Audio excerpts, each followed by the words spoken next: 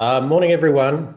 So it's my great pleasure to introduce Dr. Antonio Abbate from Virginia Commonwealth University School of Medicine. Dr. Abbate is a professor of medicine and the endowed James C. Roberts Esquire Professor of Cardiology at VCU.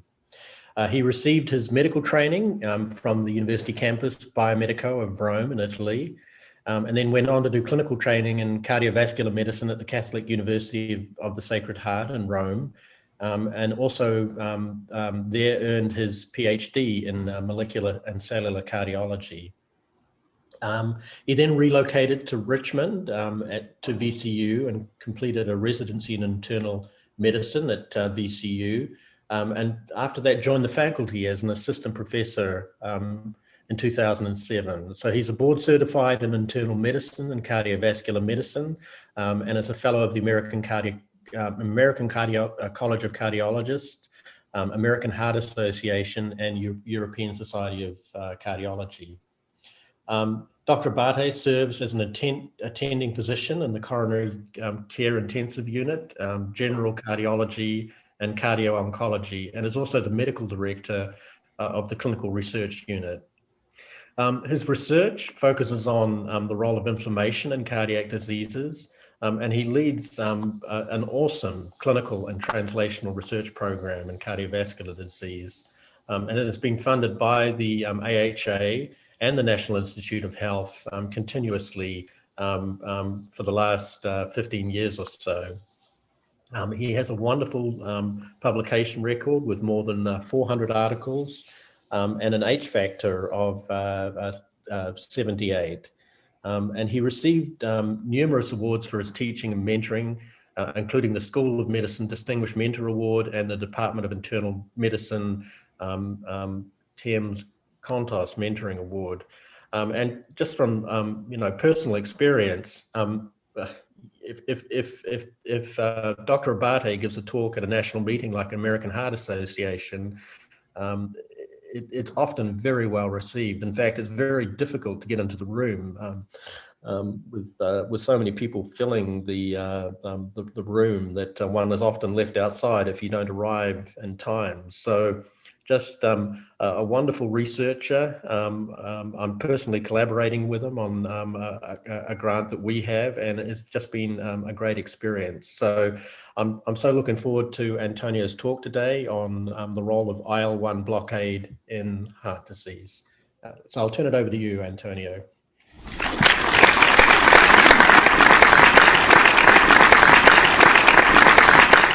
Wow, impressive clapping of hands. Thank you very much, Rob. I really wish I were there with you guys. I am so impressed with everything that's going on there at the Research Institute and Virginia Tech. I've been telling Dr. Friedlander and Dr. Gordy, and I wish I were there in person to meet you. I wish I would be more accustomed to webinar and Zoom meetings. Even if it's been more than a year, it's still kind of awkward to be speaking alone in front of a camera. But let's get to it. I'm gonna start sharing my slides. And I hope you can see my slides here. And it is always a pleasure for me to talk about interleukin-1 blockade and cardiovascular disease. Has been my, my interest, my passion, my research focus for the past 20 years since I was in medical school. This is a table of disclosures that I update frequently and I show, and most of these have nothing to do with this presentation. Many of these have more than 12 months away. Most of these are not significant, so I would not even need to be disclosing here, but I'd rather have it here so that nobody ever brings it up. I'm not going to be advocating for any treatment that is not FDA approved. I'm just going to be talking about science and biology, but just in case, these are my disclosures here. And if you have any questions, please ask them.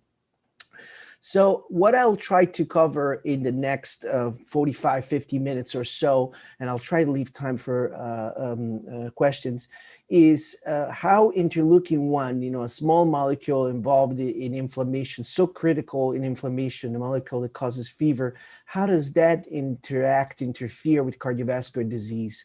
There's so much to tell you. I could be talking for hours and hours. I'd probably really enjoy it.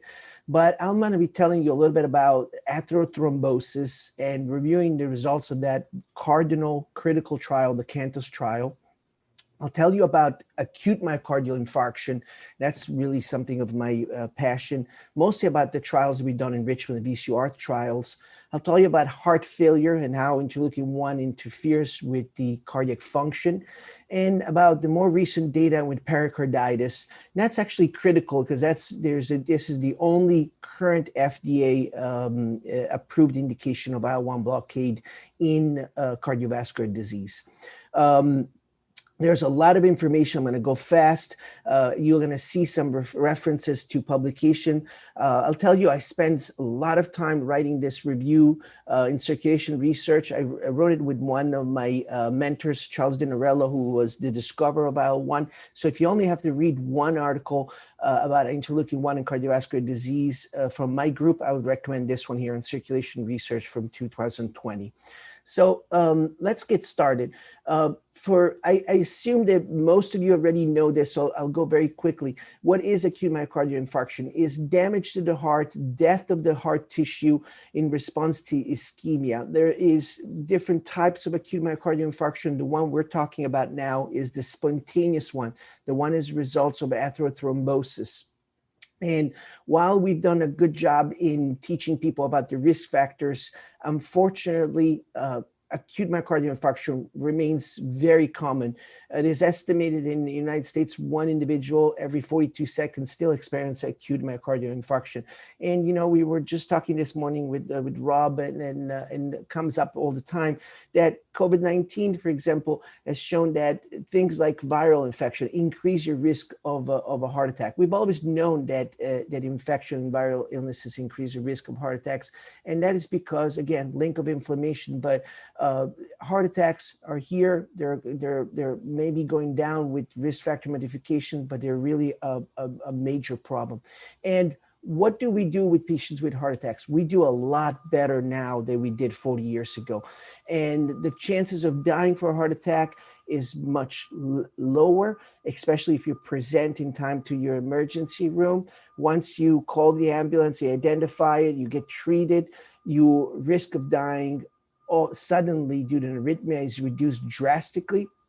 However, part of the heart tissue is injured, and your risk of developing long-term consequences like heart failure is still there. And part of it is because we are keeping patients alive after a heart attack longer and therefore accumulating injury to the heart. Part of it is because we're not fully understanding the consequences, the mechanism of injury to the heart. We'll talk about it a little bit more. So even if we go here, we should kind of focus on this concept that once we have heart attack and heart failure at the same time, you're really talking about a bed intersect. Oops, having a little trouble advancing here. I'm not sure. Here we go. Sorry. A little dangerous intersection. And that's going to be in the focus of my research. If you're having patients with acute myocardial infarction that outpresents with heart failure, that patient's mortality is significantly increased. And part of the focus of my research and of others has been to not only reduce the incidence of heart attacks, but reduce the consequence of heart attacks, and particularly reduce the incidence of heart failure. And I'm going to reduce this one here, perfect, like this. So what causes the heart attack? What causes the atherothrombosis? I'm not going to be able to review all of this in this presentation. These are just some kind of brief summary of the concepts and some key publications that you can refer to. But in general, atherosclerosis, the accumulation of cholesterol in the plaques, is a chronic inflammatory process. And this has been known for now decades. We know that inflammatory biomarkers can be used to predict risk of a first and recurrent heart attack and of complications. And we also know that cytokines like interleukin-1 and other cytokines affect cardiac function in patients with acute inflammatory syndromes like sepsis. So all of this has been known for a long time. I'm not going to be able to review it in this presentations. Again, these are some key publications that are available here for your reference. You cannot have an IL-1 presentation without talking briefly about Charles Dinarello. He's the one who discovered IL-1 as the fever molecule. Now, more than 40 years ago, he was the one who cloned the IL-1 genes. There's two genes for it, IL-1 alpha and IL-1 beta. IL-1 beta is the one that was cloned first and is the one that is more responsible for the systemic effects. IL-1 is now referred as a family because there are multiple cytokines that have similar structure and similar signaling. And I'm going to do very simplistic schematic here. The IL-1 beta is the one that is soluble, circulating, secreted, the one that functions as a cytokine. And so if you think about IL-1, you think about IL-1 beta. IL-1 alpha is similar to IL-1 beta. It's intracellular. It's actually more often constitutively expressed, especially in epithelial cells. And it is not cleaved in the secretable form, and it's usually released during cell injury, and therefore it functions as an alarmin and less as a cytokine. And then there's a naturally occurring antagonist, IL-1 receptor antagonist. It's very important because we're going to leverage this naturally occurring antagonist as a therapeutic in anakinra. And this brings us to the IL-1 blockers. Again, IL-1 receptor antagonist, a recombinant form. Anakinra is the first antagonist being around for more than 20 years. Has been used in several different therapeutics. But there are also targeted antagonists like monoclonal antibody, canakinumab, and others like the one used in the Cantos trial, and traps that are circulating chimeric proteins that have the receptor. They bind circulating IL-1 alpha and IL-1 beta and also function as inhibitors of IL-1. So where does IL-1, mature IL-1 come from, and why does it matter? Well, again, this presentation is mostly about IL-1, but we cannot have a good presentation of IL-1 without talking about the inflammasome. The inflammasome is this macromolecular structure that is in the cell, sometimes constitutively expressed, sometimes inducible, that senses the injury and amplifies the response. And is formed by three different structures. The sensing part, most important one in cardiovascular system, is the NLRP3 sensor that is activated by a variety of stimuli that can be destabilization of the lysosomes by cholesterol crystals, for example, but also other like infectious stimuli. An adapter protein that is ASC, that is important to create the structure, and caspase-1, that is the effector protein that actually activates the pro-IL-1 beta into the active form IL-1 beta that is then secreted outside. And so this structure is active constitutively in inflammatory cells like monocytes, but it can actually be activated in virtually every cell, including the cardiomyocytes. In the inflammatory cells, it is mostly important for the production of cytokines, but in every cell is important also in mediating a programmed cell death called pyroptosis. So it contributes to tissue injury. In this schematic here, it highlights the role of the inflammasome in connecting the cholesterol metabolism to the progression of atherothrombosis. And so you understand how the inflammatory pathway may be linked to the progression and complication of atherosclerosis and atherothrombosis. So let me take you to the Cantos trial.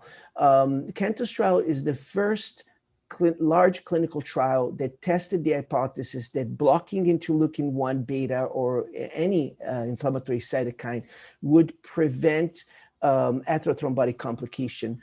Paul Ridker and Peter Libby were the principal investigators, and Paul Ridker is mostly known for his seminal work in C-reactive protein as a pro-inflammatory mediator and biomarker predicting adverse cardiac event, and many other clinical trials showing the benefit of statins.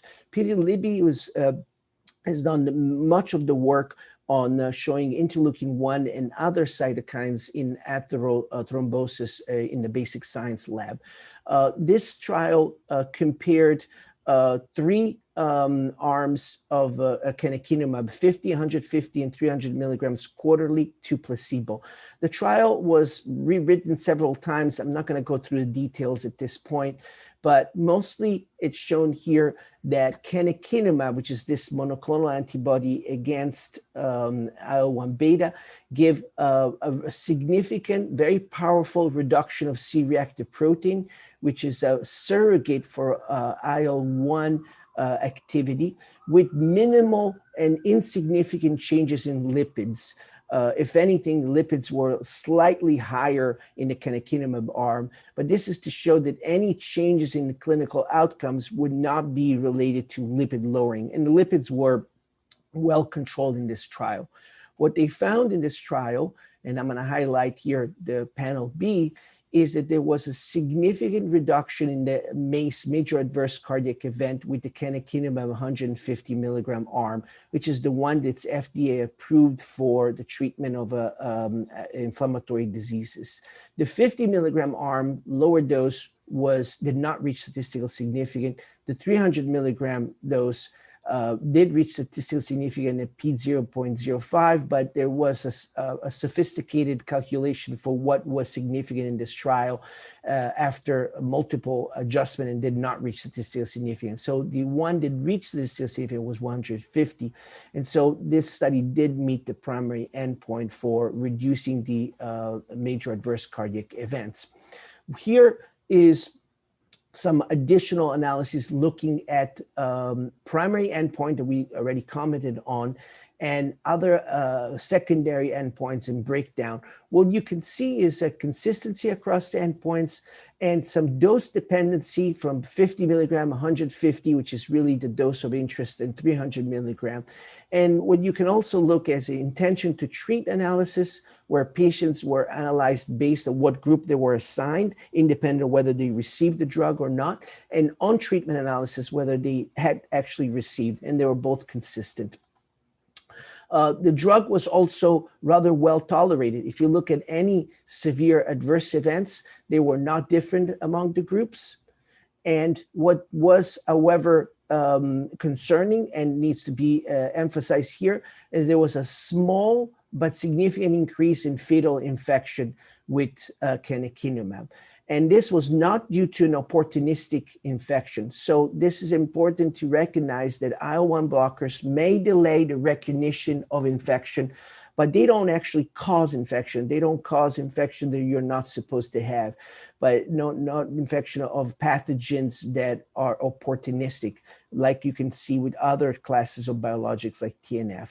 However, a small amount of infections were more common in the treatment groups with canakinumab. This needs to be noted.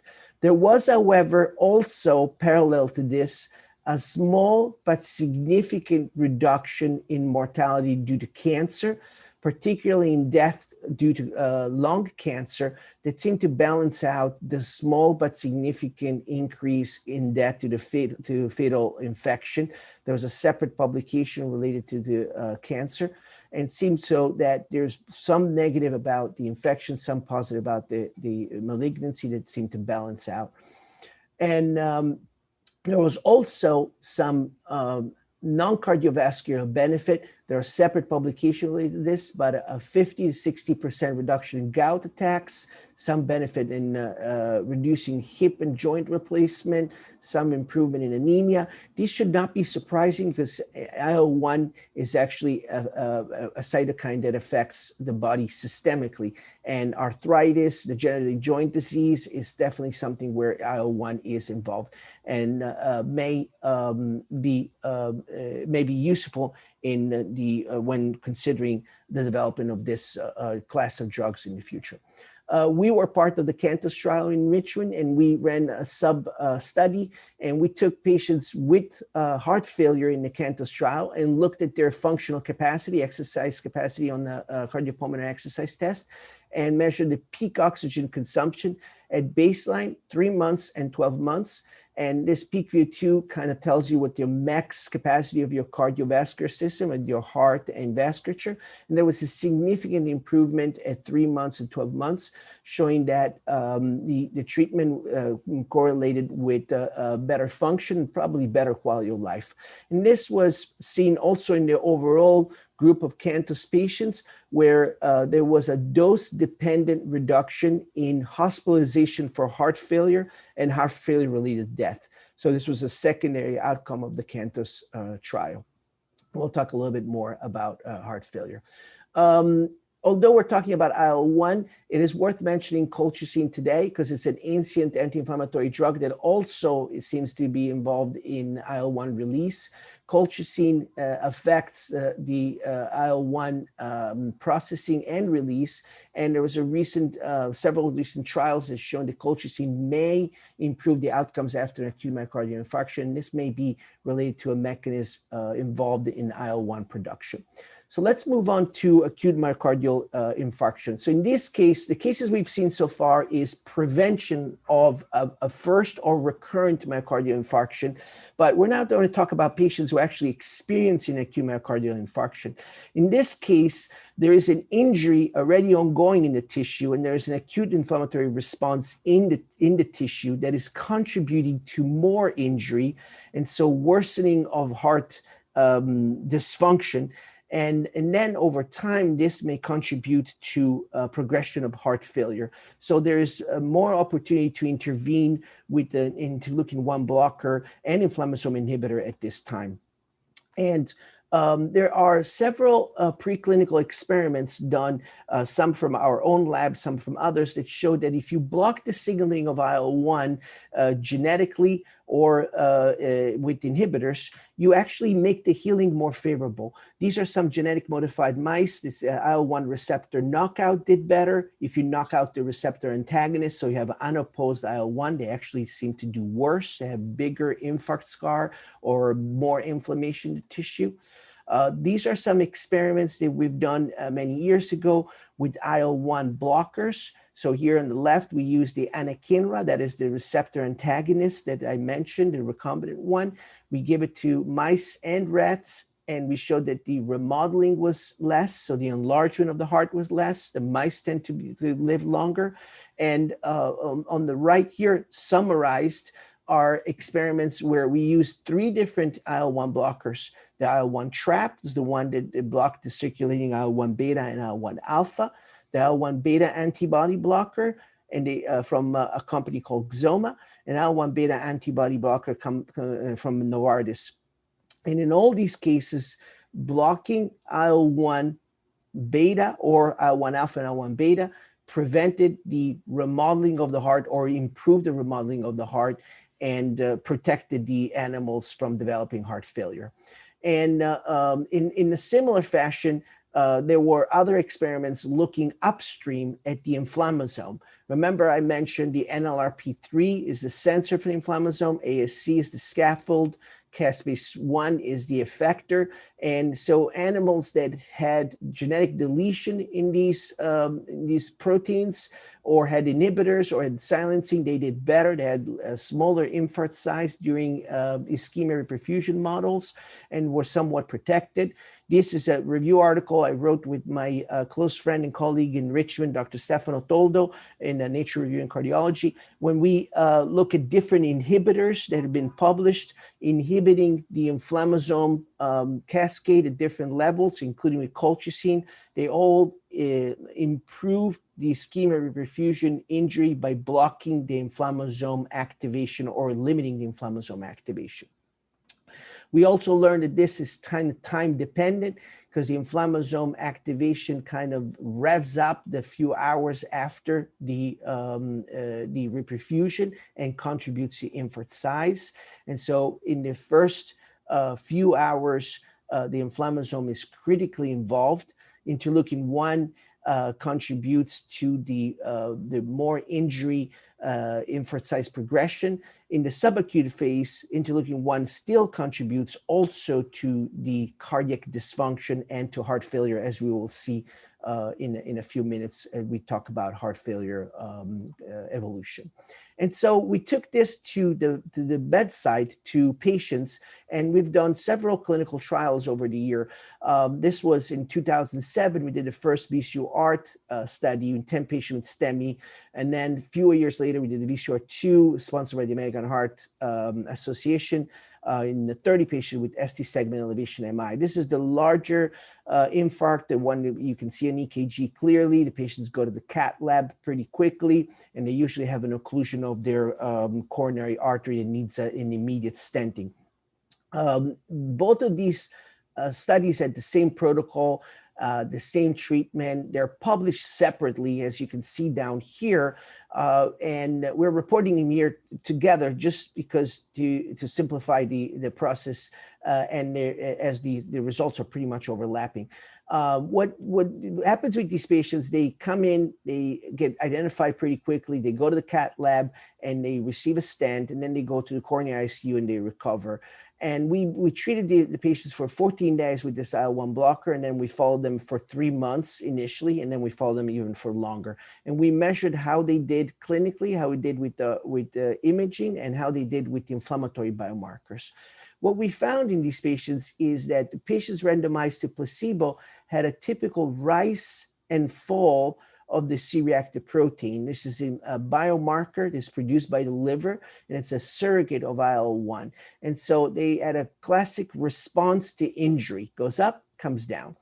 And what we found also is that this placebo group, 30% had some sort of new heart failure symptom within 3 months. So they didn't have heart failure before, and they start having some shortness of breath or needing some medication for the treatment of heart failure. And that's unfortunate. I'm sure it's great they're alive and great they're going home, but it's unfortunate they're having some new symptoms that need to be treated. When we give them anakinra, we were able to blunt that acute inflammatory response and prevent in that new onset of heart failure. Of course, this was a very small study, and so we set it on to repeat it, and we did VCU-R3. I'm going to skip. We did VCU-R3 that was recently completed and was sponsored by the NIH. Similar design, ST segment elevation MI within 12 hours of presentation. In this case, we compared 2 doses of anakinra, once daily, which is the standard, or twice daily, which is just a higher dose, or placebo. And again, we looked at C-reactive protein and clinical outcomes. This is the study design, as I mentioned. And here we see again that the placebo had a rise and fall of the C-reactive protein, a response to injury. And we know that the higher the rise of the C-reactive protein, or the higher the area under the curve, or the larger the area under the curve is for the C-reactive protein, the more likely is the patients will develop heart failure or adverse complication after a heart attack. When we give anakinra either once or twice daily, this was blunted with no difference between the 2 groups, but it means it was sufficient to blunt the acute inflammatory response. When we looked at the heart failure event, significantly less patients in the anakinra developed new symptoms of heart failure, and none of the patients with anakinra were hospitalized for heart failure at a year, versus some of the patients in the placebo were hospitalized for heart failure in a year.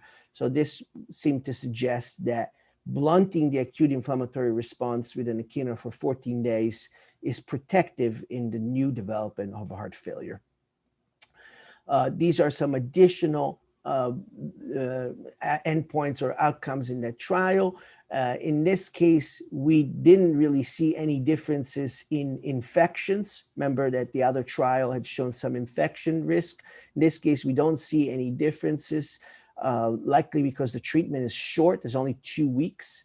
We do see some injection site reaction. This is a drug given as an injection under the skin.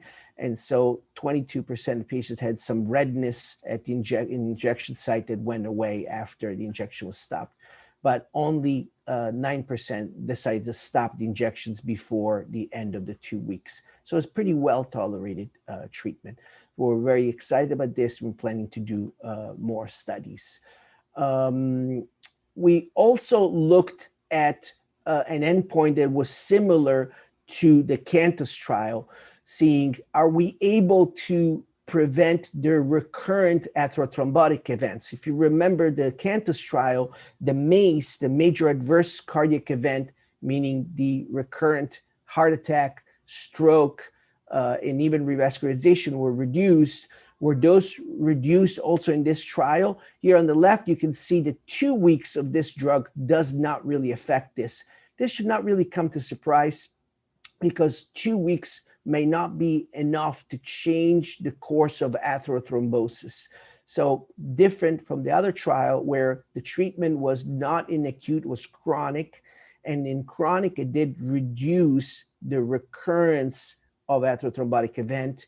Here in acute, didn't really not change, and a short term did not really change the recurrence of atherothrombotic event.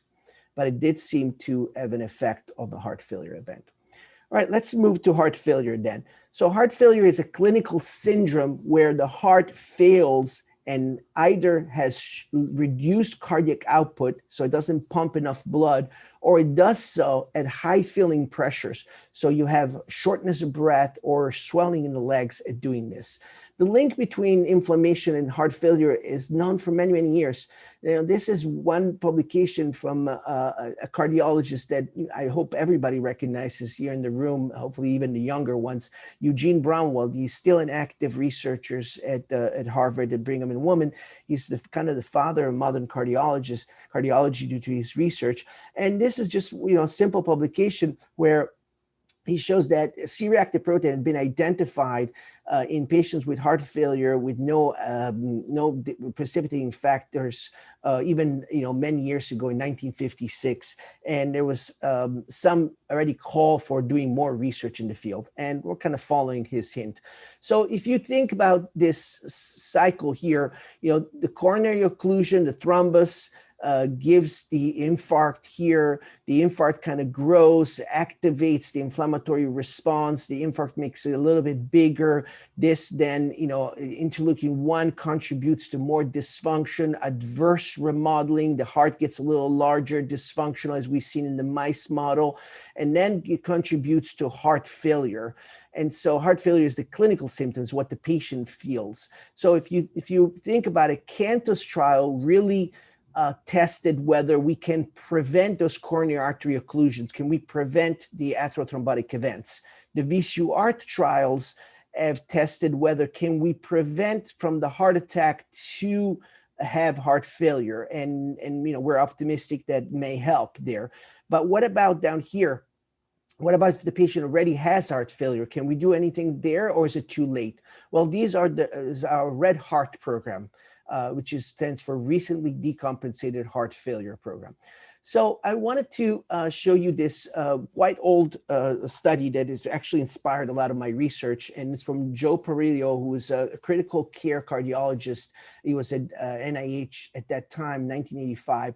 What he did here is a very simple experiment. He took serum from patients with septic shock, so plasma serum for patients, and he put them on cardiomyocyte isolated in a plate. And then he measured if that affected the contraction, the contractility of these cardiomyocytes. What he found was that if he put plasma or serum of normal laboratory personnel, didn't affect that. If we put serum of patients who had low ejection fraction, but they were not critically ill, no effect. Then if you put a plasma of critically ill patients that were not septic, they were in the ICU, but they were not septic, no effect. But if you put serum of patients with septic shock in the acute phase, the contractility of this cardiomyocyte was severely depressed. Then he said, what about when they recover, after they recovered? Well, that contractility depression went away. So there was something circulating that he called here, sorry, I'm trying to move this out of my way, a circulating myocardial depressant substance in human with septic shock.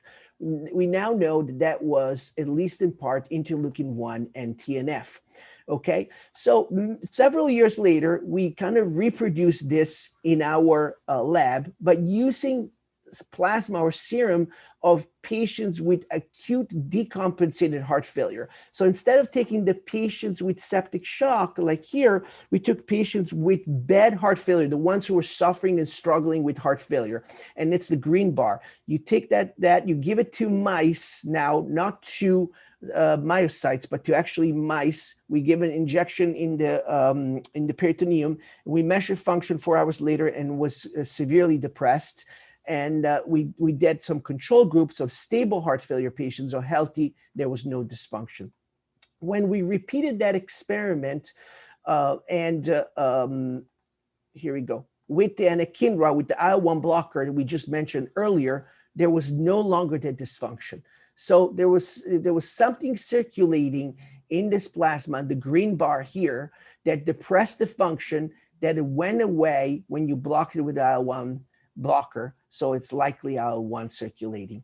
Here in the bottom one, we went a little even sophisticated. We did a stress test in these mice. We did isoproterenol challenge, and we showed that these green bar, they didn't even respond to isoproterenol and then we give an IL-1 blocker and showed that they responded normal. So IL-1 likely circulating in this plasma inhibited the contractile function, inhibited the response. So I'm going to skip a little bit forward here, and I'm going to go to our clinical study. So what did we do here is we took 7 patients with stable heart failure and said, okay, we're going to take these patients who have high levels of C-reactive protein, so probably they have a lot of IL-1, and we're going to give them 2 weeks of anakinra and see what happens to them. I'll stop with the panel here on the right here, and look what happened to the C-reactive protein. C-reactive protein goes down significantly, and as the C-reactive protein goes down significantly with 2 weeks of anakinra, the peak VO2, which is that function of cardiorespiratory fitness, goes significantly up. And this is effort insensitive. So even if you try hard on your treadmill, you can't fake it. You can't make it better once you're on a max test. So this really shows that your cardiorespiratory fitness has improved. And an improvement of more than 1 point is considered clinically significant. And this was of several points. So we got really excited about that. So we moved on and we did next study. We took patients who were even sicker, patients who were in the hospital. And we said, we're going to take 30 patients that are in the hospital, very ill. Can we treat them without having any new adverse events? Can we make C-reactive protein? So we randomized them 15 to anakinra, 15 to placebo while they were in the hospital. And you can see here in the top right that the C-reactive protein normalized to 100% here were cut in half in those who were treated with anakinra, didn't really change with placebo. So inflammation is not going to resolve by itself, even with treatment with the standard of care. So we need to do better. We need to give them something, possibly an IL-1 blocker. I'm going to skip to next one here. When we move to the next trial, where we said, okay, what if we take patients who have just been hospitalized, they're ready to go home, and these patients are frail. They have a high risk. First, they're very symptomatic. They're very limited in what they can do. They're very limited by their shortness of breath. Second, they're a high risk of getting back to the hospital with heart failure again.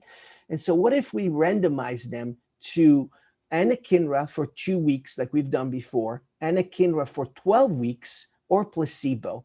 Can we improve their symptoms? Can we improve their functional capacity, their cardiorespiratory fitness? And can we keep them out of the hospital?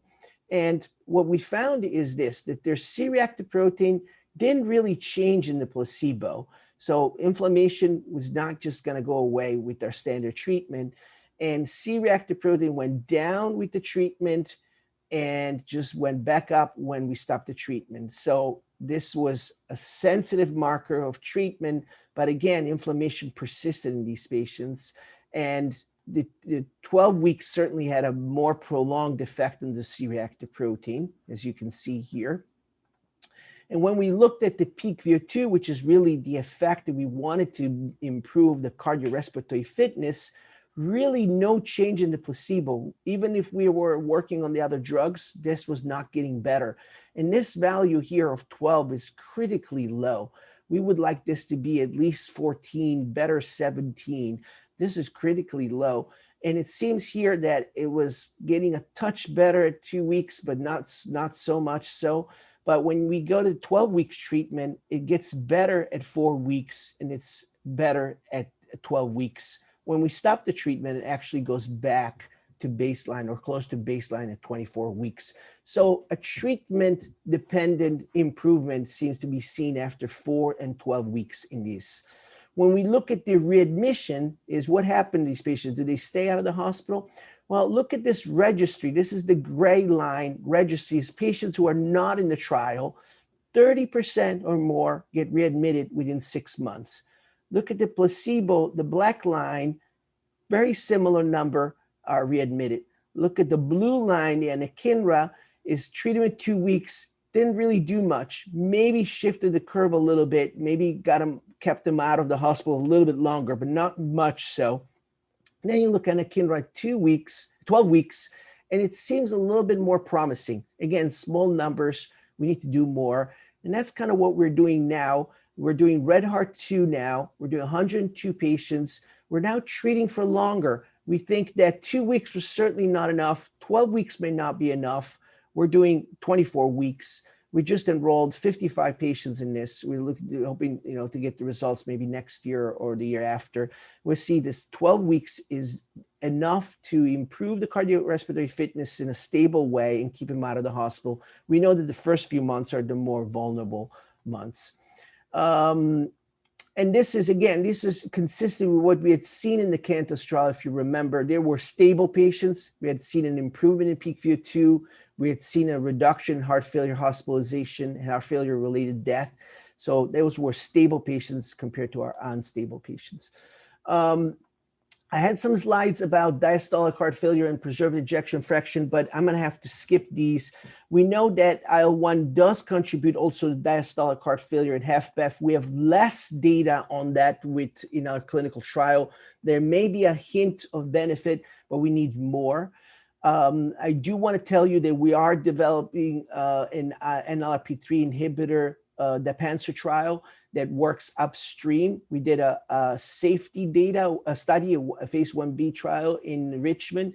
It showed that the drug does not show any toxicity in a small study, no effect on blood pressure, renal function, edema, and there was some hint of potential benefit, but it needs to be explored further. I do want to finish with pericarditis. Pericarditis is an inflammatory disease of the pericardial sac, the layers, the mesothelial cells, and any kind of trigger, injury, viral or immune, can irritate these cells. These cells, once they're irritated, they can generate an inflammatory process that activates the inflammasome. Once it's activated, it can linger for a long time, and as a subgroup of patients can become recurrent or refractory. And those patients can be very difficult to treat. And one drug that has made a huge difference in this is colchicine. And so colchicine is shown to reduce the risk of recurrent pericarditis after a first or recurrent episode. And so I think the colchicine needs to be there for any episodes of pericarditis. But we know now that in patients with pericarditis, that especially those who are refractory to colchicine or that have been started on corticosteroids, an IL-1 blockers becomes a game changer because it resolves the pericarditis, or it makes it, it takes them off the corticosteroids. These are two trials that have been published. One is the AIR trip. Patients were corticosteroid dependent, so they could not be weaned off the steroids. They would have a recurrence of pericarditis. They got treated with anakinra, the IL-1 blocker, and then once they were asymptomatic, they were randomized to continuing anakinra or placebo. And look at this dramatic difference here. Once you stop the anakinra, most of the patients had a recurrence of pericarditis versus continuing anakinra kept the patients pain-free. So this kind of really shows that in this group of patients, anakinra can keep the patients pain-free, free of recurrence. And more recently, this should have been, this should have appeared later. More recently, a study, a similar study was done with rilonacept. Rilonacept is an IL-1 trap, is a medication that blocks both IL-1 beta and IL-1 alpha. Again, patients with recurrent pericarditis were given rilonacept, were made asymptomatic. All the other medications were tapered, and then they were randomized to rilonacept or placebo. Again, those randomized to placebo, a significant recurrence of events, and the ones with rilonacept maintained without recurrences. And this is the first drug that is now approved, FDA approved for the treatment of recurrent pericarditis, as you can see in the highlights of the prescribing information from approved from the FDA. And yeah, this was supposed to be in here. And so I think this takes us to the conclusion, and I'm running out of time, and I apologize. I think what we have learned, I hope that you agree with me, is that IL-1 is a central mediator of atherothrombosis. There's a lot of basic science data, biology data. In patients with prior MI, canakinumab reduces the major adverse events, and that is what we have learned with the Cantos trial.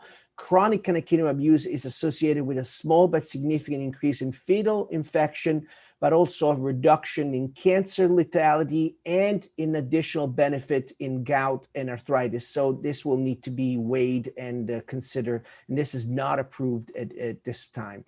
IL-1 mediates the acute inflammatory response in acute MI, and we know that in acute MI, giving anakinra can improve the acute inflammatory response and seems to be beneficial in heart failure, but this is still under investigation. It's definitely not FDA approved at this time. In patients with prior MI, canakinumab reduced the incidence of heart failure. In patients with heart failure, inhibiting IL-1 seems to improve the cardiorespiratory fitness. Again, these are under investigation, but fit with the biology that IL-1 modulates cardiac contractility. And in pericarditis, there is a clear benefit of blocking IL-1, especially in the patients with recurrent pericarditis, and rilonacept is FDA approved for the treatment of recurrent pericarditis. There are many, many people that I have to thank for contributing for this program for going on for more than 20 years across the ocean. I mentioned some. I'm very grateful to them. And I think at this point, I will give the mic back to Rob in case he wants to facilitate some questions.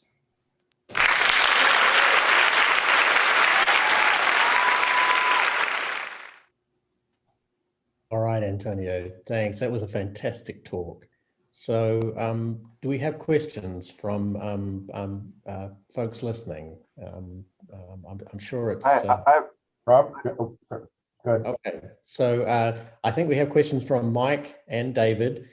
David, why don't you go first, and then we'll come back to Mike. Yeah, thanks. That was a great talk, Antonio, and a lot of great work. Really enjoyed that. Just question, just sort of thinking about, is there a way to fine tune the anti-inflammatory effects? So, you know, you mentioned that with canakinumab and Cantos, there's an increased risk of fatal infections. And in some of the colchicine trials, Lodoco 2, I know there was a signal toward increased non-cardiovascular mortality. So would there be a way to target the anti-inflammatory effects induced by interleukin-1 to the heart per se? And then a secondary question, which is related, is there's some downstream mediators of interleukin-1. IL-6, for example, I think is the direct inducer of CRP. So what are the advantages and disadvantages of targeting downstream mediators as opposed to IL-1 itself? These are great questions. And so I'll start with the first one. So the increase of infection is unfortunate and is probably true, as we expect that with the biologics used in rheumatology across a wide spectrum of diseases. And so the first recommendation would be to increase awareness, and that you become aware that this class of drugs may mask the signs of infection. You may not have fever. You may actually have less signs of acute inflammation, redness, swelling. You may need to seek help sooner.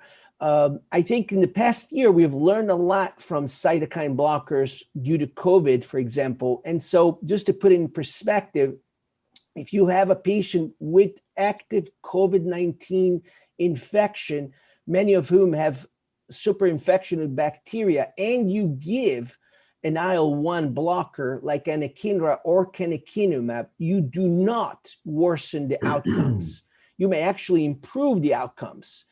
And so it's not like anakinra or colchicine, for the same instance, because colchicine is being studied. It's not like anakinra or colchicine are causing people to be worse off during the infection. It's just that they are likely delaying the recognition of the infection. So I think it needs to have increased awareness from the patient, from the provider. And that's probably what happened in the Cantos trial. It's my guess, and maybe in some of the colchicine trial. So now that we know, maybe we will not fall for it. Maybe. That's one possibility. The second one is even more exciting, is can we target that? Well, of course, we would like to do that.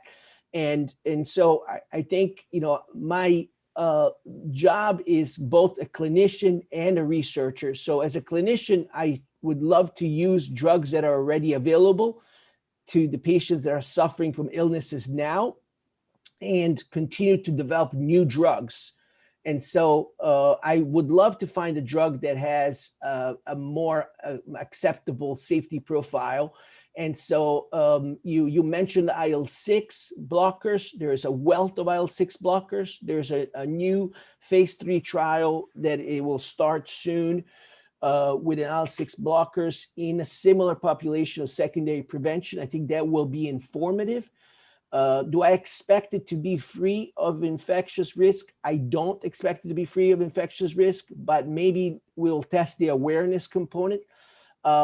I think that we and others are studying kinase signaling involved downstream of IL-1 that would be that may actually be advantageous, possibly, but those will need to be tested. They're still at the preclinical phase. I don't know if I answered that sufficiently, David. You did. Very good. Thank you. Dr. Friedlander, please go ahead. Thanks, Rob. Yeah, I just want to reiterate, that was a fantastic talk. It's just a beautiful demonstration of the bridge of fundamental scientific discovery, translation, and clinical application. So wonderful. I was just curious, Antonio, if in a chronic genetic disorder, like the forms of hypertrophic cardiomyopathy, for example, is there ongoing remodeling that might lead to a more sort of a low level chronic inflammation for which something like this IL-1 signaling would play a role, or is that just not likely to be important in conditions like that? Yeah, that is a wonderful question, actually, because we know we continue to learn in this, right? And we know that people are born with the genetic mutation, but the phenotype doesn't come out at birth.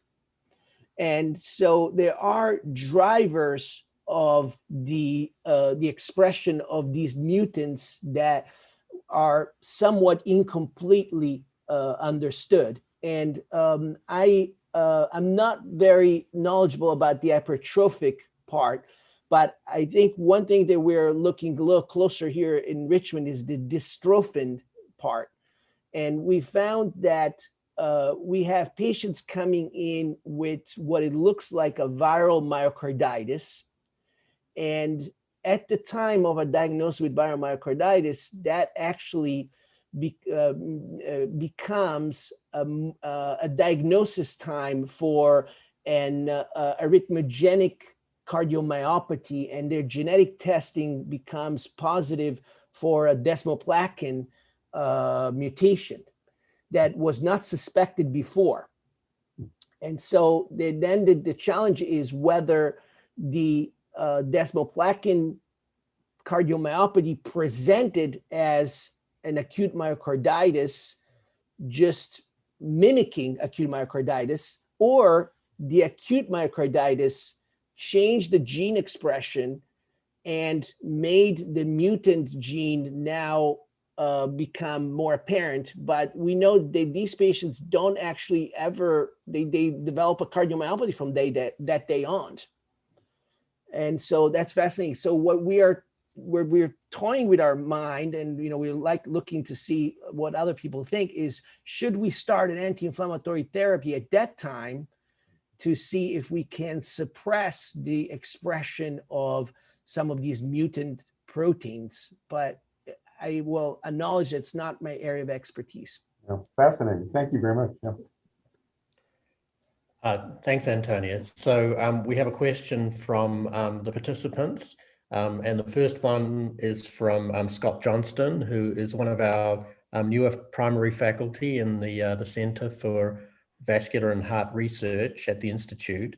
And Scott asks, in stopping Kindra after 12 weeks, there was a return to loss of VO2. Could this relate to continued production of ILB in cells as the inhibitors used act on released ILB? Have there been any therapeutics targeting ILB production / release? Yeah, absolutely. So I'm actually familiar with some of the work, Dr. Johnston, I think, and I think that we can, as part of it is potentially related to new drugs that we could work on interfering with the release. But I think that, yes, the problem is we are targeting IL-1 beta signaling with antagonizing the receptor. We have not interfered with IL-1 beta production. So IL-1 beta is continuing to produce. And so that study proves that we have not fixed the cause of chronic inflammation. So that's too bad. And what can we do about it? Well, couple simple things clinically is you can try to work on risk factors. Maybe it is unhealthy diet, lack of exercise, diabetes. Maybe if you get lucky, sometimes it's not. Sometimes every patients are doing everything right, and so there are unanswered questions of what causes chronic inflammation in these patients, and we don't know. So for those patients that have chronic inflammation of unknown source, I showed you some very preliminary data of an NLRP3 inflammasome inhibitor that we tested in Richmond. We partnered with a company. We developed our own NLRP3 inflammasome inhibitor with our chemist as well. There are hundreds of potential way to interfere with this pathway, and I think an institute like yours would have fun at looking at all potential targets and send the drugs over to me, and I'll put them into patients once we know it's safe. But I think that's what we need to do, is interfere this at different levels, and activation, release, and see where we get the most gained. But I think the question is straight on, right on. So yes, we only interfere with the receptor. We didn't block the production. The production went right up. It means that the stimulus is still there. Right. Well, there you go, Scott. I heard an invitation in that answer, and I know you've got some drugs of interest. Yes. So send them over. We can even do a phase 1 if we need to. Okay, and we have another question from an anonymous attendee. First of all, they thank you for your great talk and really neat ongoing clinical trials. So they ask, how does increased IL-1 circulation correlate to patient outcomes after a cardiopulmonary bypass surgery? Yeah, there's plenty of data that show that elevated inflammatory biomarkers correlate with worse outcomes after cardiopulmonary bypass surgery. And, the easy ones are, IL-6, CRP, these are easy biomarkers. IL-1 levels are difficult to measure. For some reason, one, the detection methods are suboptimal. That's something I learned that you guys are also master at creating new assays. So maybe that could be optimized. It used to be that the assays were considered suboptimal. There may be some biology about it too, that IL-1 gets rapidly captured by the receptors, and so the IL-1 levels are usually low. Even when patients respond clinically to IL-1 blockers, IL-1 levels may be really low, so they don't seem to correlate. So we usually go by IL-6 levels or C-reactive protein. And those two correlate with adverse outcomes. The most common adverse outcomes after cardio bypass surgery is atrial fibrillation. And there's plenty of data to show that inflammation promotes that. There's some data on colchicine already to show that may be beneficial. And, I had my cardiac surgeons here tell me many times, we should do some trials. We should do something about giving an inflammasome, inflammation inhibitor to reduce these outcomes. And I think we should.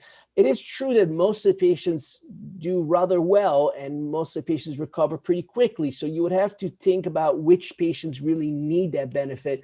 We talked sometimes about the more vulnerable, the more frail, the ones who are maybe elderly or low ejection fraction or more severe, more high-risk surgeries. But I think there's enough data to support that. Okay, just a quick question from me, Antonio. And I know you're doing this work, but how about sort of getting at basic mechanisms for, say, the reason that you're getting the reduced hospitalization of patients in the REDCap trial in response to anakinra? Do you have animal models going that delve into the fundamental mechanisms that might describe the human data?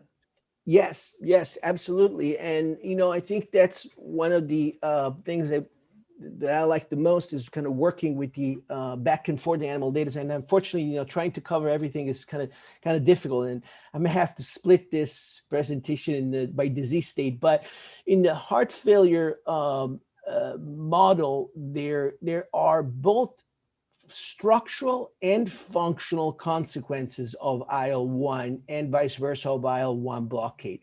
What is kind of impressive is that you take a healthy mouse and you give IL-1, you get a stunning or a dysfunction of the muscle that goes away within 24 hours.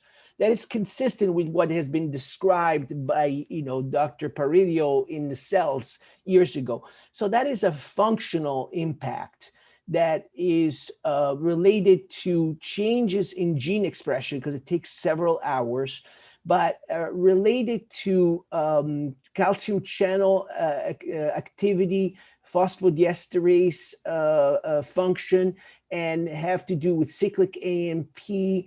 And again, those are functional changes that contribute to the heart failure syndrome. They're modulatable. They are likely to improve the outcomes of patients. But again, they're the functional changes. In the more acute inflammatory process where there's also an injury, and the fibroblasts are coming in and doing the repair. IL-1 changes the phenotype of the fibroblast and induces to produce more fibrosis, and changes the survival of the cardiomyocytes. And so it does also give structural changes to the heart. Those don't occur within hours, occur over days. And so they give more adverse remodeling, more fibrosis, more loss of cardiomyocytes. Some of it is apoptosis, some of it is pyroptosis, and so more classical cardiac remodeling. And so you may get some immediate benefit with IL-1 blockade. You may get some additional benefit from prolonged IL-1 blockade. And these are the things that we need to tease out. You know, I think that there is science in the basic science lab to support both. And, you know, when you learn, when you translate to the human, you have to get careful. You start with a short treatment and you go longer and longer and longer.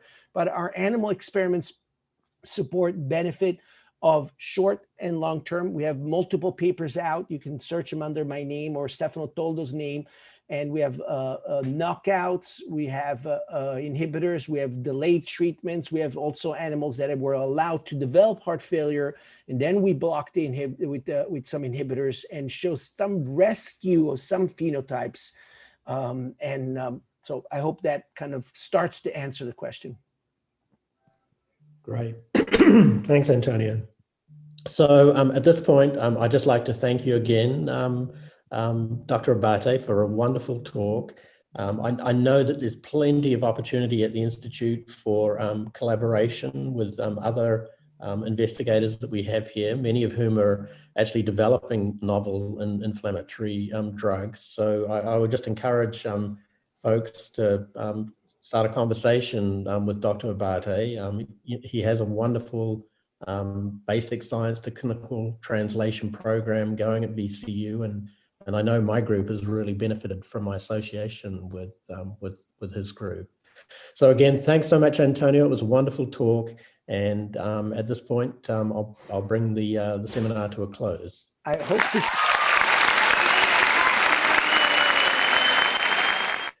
hope to come back in person next time. How about that? Yes, well, looking forward. Thanks.